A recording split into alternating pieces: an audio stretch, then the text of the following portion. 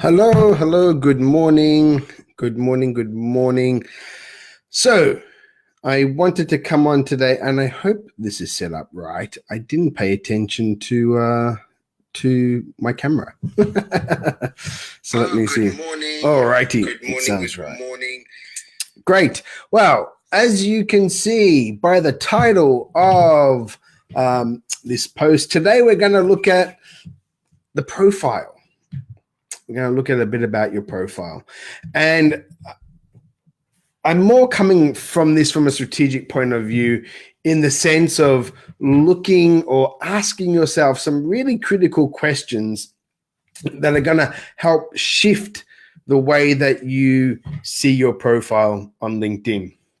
Now, I had a call yesterday with a potential coaching client, and we got into discussion about funnels and about a LinkedIn sales funnel and the process that you need to do to be able to maximize your results on LinkedIn.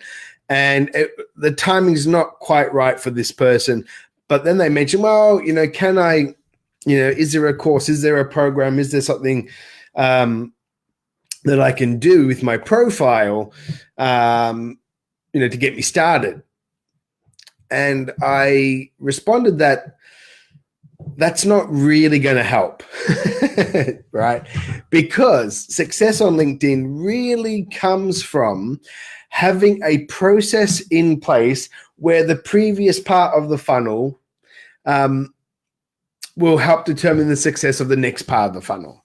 So your profile is really, it's a cornerstone piece of a LinkedIn sales funnel, an effective LinkedIn sales funnel, but it's not the only piece. And that's where a lot of people come undone, is that they think, okay, I'm just going to change my profile and everything is going to be okay after that. And it's not how it works. And then the other way is people say, well, how about I use some automation tool and that's going to save me on LinkedIn as well. I'm not getting any results now, but how about if I automate it? How about if I do that? That's not going to work as well. You've really got to start thinking about success on LinkedIn as a sales process, as a funnel. And for those that are, kind of funnel hackers or in the ClickFunnels group, you'll have a better understanding of what a sales funnel looks like online. Now, you can replicate that on LinkedIn by looking at the components of or the sections of a sales process that you have and replicating that on LinkedIn. There's ways to do that, and I can talk more about that in other lives, which I have. But today, what I want to focus on is really some major strategic shifts that you have to do with your thinking regarding your profile itself. And there's kind of 8 questions that I was thinking about this morning that I really want to share. And just getting you thinking about this, being aware of this. And if these are things that you're not doing with your profile or with your LinkedIn sales funnel, it's costing you clients. There's no other way to say it, but as I said, the LinkedIn profile is one part of what I coach anyway as well, into basically a 7-part kind of funnel. However, it is a cornerstone piece. So the number one question you've got to ask yourself, and this is something that you would have heard if you've watched me anytime over and over again, but it is quintessential. So the first question about your profile, is your profile following a CV style profile, or is it truly a client-facing landing page? So if your profile on LinkedIn, if you are using it like LinkedIn probably expects you to use it, or LinkedIn set up a template and you've just put the information in there, undoubtedly what you currently have now is a reverse chronological ordered CV. Now, if you are trying to use LinkedIn as a tool to gain clients, to get business, the reverse chronological CV is the worst possible format to use, right? You've got to ask yourself the question, what do we use a CV for? What do we use a resume for? Hey, Joe, how are you, mate? It's for getting a job. It's for getting a job. And what are you trying to do on LinkedIn? You're trying to get clients. You're not trying to get a job. So it's like taking the famous saying, bring a knife to a gunfight. That's what you're doing. You're using the wrong tool to achieve the outcome that you're looking for. So you really ask yourself, is your profile following CV style, or is it truly a client-facing promotional page, a landing page, essentially? Yeah. And it goes to the second question that you should ask yourself. Is less than about 10% of your profile talking about the problems you solve now? Or is it like 90% focusing on your past? Now, let me say that again. Is your profile only 10% of the profile now talking about what you do now, how you solve a problem, the services that you provide? Or is it just, and 90% of it is just talking about your past? And more than likely, if you're following that reverse chronological ordered CV, that's how your profile currently stands. And again, what are you trying to do? You're trying to promote your current services, product in a B2B platform to other business owners. And with all the media space that you're given, all the profile that you're given, which it can almost be infinite, you can just keep on adding sections to it, you only dedicate 10% or less of your profile to the now. It's starting to see a pattern here, guys. It's a bit crazy, right? It's a bit crazy. It doesn't make sense to be on LinkedIn, be promoting and trying to get exposure and visibility to what you do now, but only put 10% of your profile towards that. Big question to ask yourself. Next question, number three of number 8. Does your profile follow the way that people consume content today? And especially when I'll get to that question, Joe, and especially when you think about how you consume content on online news sources, on most online, on most websites, any kind of online magazines, do they present information like when you buy a book, when you read a book? Okay, let's have a look at just the nearest book here. So, Unwitting the Devil. All right, look at that, a chunk of information. Does your profile on LinkedIn look like that? Do you have large chunks of information for people to have to consume? And I want to make a point on that because let me just get another one. Because is that the way that you break down and read information these days? Is that the way online sites? Now, here's a book that I quite like that will give you a kind of understanding of what I mean. Now, when you compare information in a novel like that, okay, and then you compare it to something like this, I'm messing it up, which is easier to read. It's this one, isn't it, compared to this novel, right? So think about, how are you representing your content on your LinkedIn profile? Is it in large chunks of text? Or are you kind of following how we like to read information now in like nice little bite size? Look how great this is laid out, right? Very easy. We can choose what to read. So really think about how your profile is being viewed, how you are presenting the information in your LinkedIn to your audience. Is that large chunks of information? Do you read? I mean, how many people go to a news site these days, and then what do you normally do? You read the titles. There's a big clue for you guys. People are title readers, right? People just like to read headlines. People don't like to read everything in there, but they like to know what's there. Really, really important. So that's something to really carefully consider. Does your LinkedIn, look like a novel? Does it look like a novel? Does it look like this? Or is it more like this? Really important. So if I were you, I would start to ask myself that question. Am I presenting content in the way that people consume it today online? Yeah. The next question to really ask, and Joe, you had a question. So do you think leaving some CV stuff at the bottom would hurt?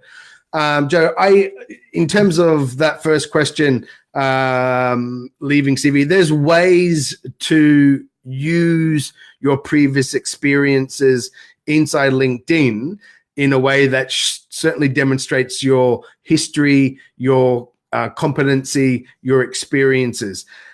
It doesn't have to be a reverse chronological order CV. Even if you have 90% focused on the now and 10% focused on the past, there's better ways that you can be creative to present what you did. Remember, what you're doing on LinkedIn is not showing as a business lead tool. You're not showing it as a CV. You've just got to get that out of your mind. People don't care. People want to know about the now. People want to know about what you can solve. And that's the next question I want to talk about. Number 4, on your LinkedIn profile, do you identify and do you demonstrate on your page that you understand that bleeding neck problem that your client avatar has? That's a huge one, guys.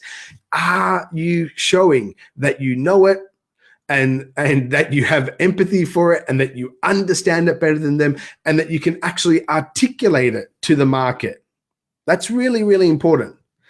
If your profile does not identify and does not demonstrate that you know that problem that's just killing your avatar, that's causing them to stay up at night, you've got no chance of impressing on them. You just don't. You don't. So really ask yourself that. Does your current page demonstrate that? Does it show you understand that bleeding neck problem? And guys, a lot of people ask, well, how can you be seen as a professional? How can you be seen as an expert? Maybe you're new to your industry or something. Well, the way to do it is by demonstrating that, usually through questions, but more than that, in most cases, it's being able to articulate the problem that they have very simply and very clearly. Because a lot of people that are in a problem, you've got to think when you've been in a problem, when you're in a state of kind of stress and pressure, there's a lot of confusion in there as well. There's a lot of frustration in there because you've got all the consequences, all the issues of the problem, all swirling around in your head. When you see it articulated, that's why if you have therapy, if you have some kind of mindset coaching, they can see the problem much clearer than you and can articulate it clear. And then you think that person's a god. You're like, wow, thanks for your help. That problem has always been there and you have an understanding of it. So if your profile does that as well, if it really identifies and demonstrates that you understand their bleeding neck problem, you're halfway there. That's for sure. Number 5, the 5 out of 8 things you've got to ask yourself. Is there a feel of professionalism, of constructed design in your LinkedIn profile? Or is it just like a cut and paste? And what I mean by that, are you just using, stock standard media in there? Has elements of the profile where you get to design and where you get to upload? Are they professional elements? And you can really see that when I look at some of my clients, the before and after, when we look at cover photos, when we look at the way that they use the media space. Those that have taken the time to get it professionally designed, laid out in a way using different fonts, different techniques, it has a visceral feel when you land on their profile. You can feel, wow, it just looks completely different to everyone else and it feels completely different to everyone else. And that's a real interesting point. It feels different. Yeah, it looks professional, it looks designed, it looks constructed, and that can have a big impact on psyche, because what it's telling the viewer is, wow, this person has put time into these, and look how they've done that. How do they do that? They're asking themselves, well, how did they get it so nice? Why does it look so good? Why does mine look so crappy? And that's why like 99% of the people who are going to be looking at your profile, their profile is going to look kind of crappy. It just is. And I've have probably viewed over 100,000 profiles. It must be. I mean, I've been using LinkedIn almost every day since April 2004, and in my business as an exec recruiter, as a partner in the firm, that's what I was doing every day, was viewing people, analyzing people, determining if people were a fit for my clients. So when I come across people's profile that had that design element to it, that had that sense of style, that had a sense of completeness and construction, there was just a feel to it that, wow, this person is professional. And it transfers to all those other elements. So the way that you're presenting yourself on LinkedIn as a pro in what you do, the fact that you have design elements in your profile, that you've actually constructed with framework, that you've actually ordered it, that you've taken that time, it all adds up. It reflects on you as the expert as well. So have a look at your profile. Does it have a feel of professionalism? Does it have a feel of design, of construct? Or is it just kind of randomness and this CV style and just following what LinkedIn is giving you to fill out? Yeah, really important. The sixth question to ask out of the 8 questions: is there a clear demonstration that you know how to fix the problem that you solve, that you purport to solve? There has to be a demonstration in your profile somewhere that can show them that you have a fix, that you have a solution. So it's not just about identifying the problem and demonstrating that you understand the problem, but there's got to be an element. There has to be language and verbiage in there that talks to fixing the problem, or at least, shows that there is a solution. And it's the whole PAS, right? Problem, agitate, solve. Doing that on LinkedIn is vital. You have to show that there is hope, that there is a fix that's coming. That's really important. So highly recommend you ask that question in your profile. Is there demonstration that you can fix that problem that you talk about? Yeah, it's vital. The number 7 of 8. Are there multiple sources of social proof throughout your profile? Now, LinkedIn give us the recommendation section, which is great. Years ago, the way that the recommendations were laid out, which I kind of quite liked back then, was that it followed your experience section. So you'd have your experience section, then there would be the recommendation directly under that experience section. So it was the connection. Now they've chucked it all down the bottom. Before as well, you were able to manipulate, you were able to move that section up. Now you can't. So you have to look at how you can bring social proof into your profile at different areas of that profile, how you can weave it in to the profile so people can get it up early as well.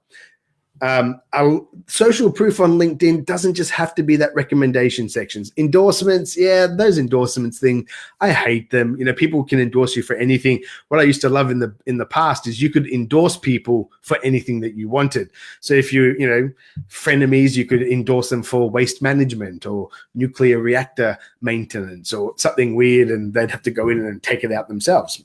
Just some weird LinkedIn things you could do. But these days, you can't do that. That they have to post the endorsements. I'm not talking about endorsements as a social proof tool. I don't pay attention to it. I know LinkedIn does pay attention to it when they include it in the SSI, the social selling index score that you get. But what I'm talking about are you putting multiple elements in the profile in multiple locations that give you that social proof, that add to that credentials? So when someone is going through that profile, they are feeling at every step that confirmation from the group, right? Third party, say Tyron's cool. Cool. They're getting that sense throughout the profile. So look at your profile. Are you using social proof in multiple locations, or are you just leaving it to the recommendations? If you don't have any recommendations as well, start getting them. I know it's tough to get them, and I fall off the what am I going to say? Fall off the wagon, and I forget to ask people all the time. I do it. I know. So I know that you guys are doing that as well. But there's other ways to bring in social proof into your profile. So make sure you look at that element. And number 8. The last thing that you need to really think about and ask yourself about your profile is, are you using or are you making use of the multimedia upload feature of LinkedIn?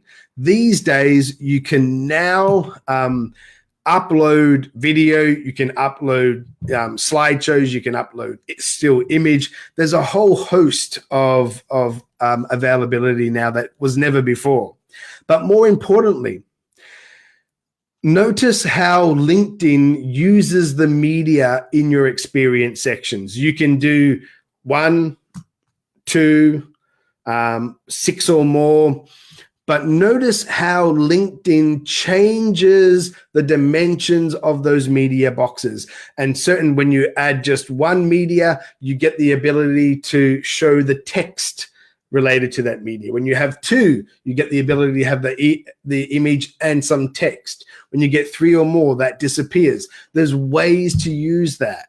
Start to get creative with the multimedia that you upload. If you look at my page in the summary section, you'll see a series of videos, and I do it as a LinkedIn mini course, and I direct people like, hey, watch these videos. Basically, start to think creatively of how you can use the multimedia in each experience section. And don't just go with the standard one, because you've got to remember that certain people, everyone likes to consume media in certain ways. Some people like still imagery, some people like video, some people like diagrams and stats. So, go for that variety inside your profile. Hit those visual people, hit those auditory people, hit those kinesthetic people. I was thinking of what the K was. So make sure that you are making use of the multimedia upload functions that are now available in LinkedIn, and really think about when you upload them, how you can manipulate them inside your profile to have impact, because it can have you can use it as a little bit of a lead magnet into your funnel as well. If you have an off LinkedIn funnel as well, you can lead people through that and out. It could be downloads. It could be putting them into a video story sequence. There's a whole host of things that you can do, but make sure that you are taking the time and that you are making use of multimedia in the appropriate pace, in the appropriate spaces. Everywhere there's a chance to put media, put it in there. LinkedIn will reward you for it. They're telling you in their SSI score. It's a part of the SSI, and the higher your SSI, they see you as a heavy user. They see you as a user that follows the things that they like to rank you on. And it just gives you more visibility, gives you more exposure, gives you more juice on LinkedIn. So anyway, there are the 8 questions that you need to ask yourself about your profile, because these could be killing your chances of getting clients. Okay. All of those things. This is what I discuss in my coaching with my clients. We address these at various stages of the program, and I make sure that my clients have answered these questions and are constantly answering these questions. So if that's something that you need help on, you're sick and tired of being on LinkedIn and getting 0 off it, if it's just getting you nowhere and you see your client sitting there, then reach out to me, drop me a message, put a message here in the comments. If you haven't seen the masterclass, watch that. I talk about some 5 major shifts that you need to start to make about the way that you approach LinkedIn. And then from there, if you want to book a call with me or the team, you can do so. We'll get on the call. We'll find out what's working in your LinkedIn. We'll find out what's not working in your LinkedIn, find out where you want to go with it. And if that is something that we can help you with, I'll absolutely show you. And if it's not, I'll steer you towards another resource that's going to help you get that outcome.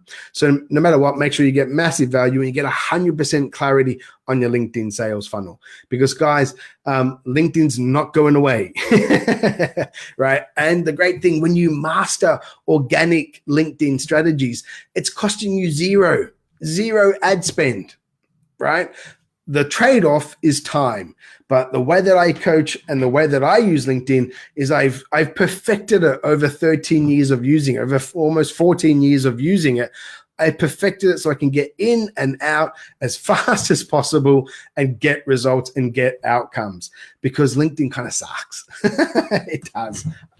It does. And where the money truly is, the whole attraction marketing thing and post and engagement, that can work for some. But where it works for the majority of business owners who are not marketers, but are actual business owners, is getting in there, identifying, stacking it in your favor so you look the best, you're positioned as the best expert in your space, and tapping on these people's shoulders and getting into meaningful conversations and leading them through into your sales funnels, whether it's a sales call, whether it's a VSL, whether it's a webinar, whatever it is. And it works over and over again. So anyway, that's it for me. I've gone on already for too long, so I've got stuff to do. So get out of here, you scoundrels. All right, see you later, guys. If I can shut this down.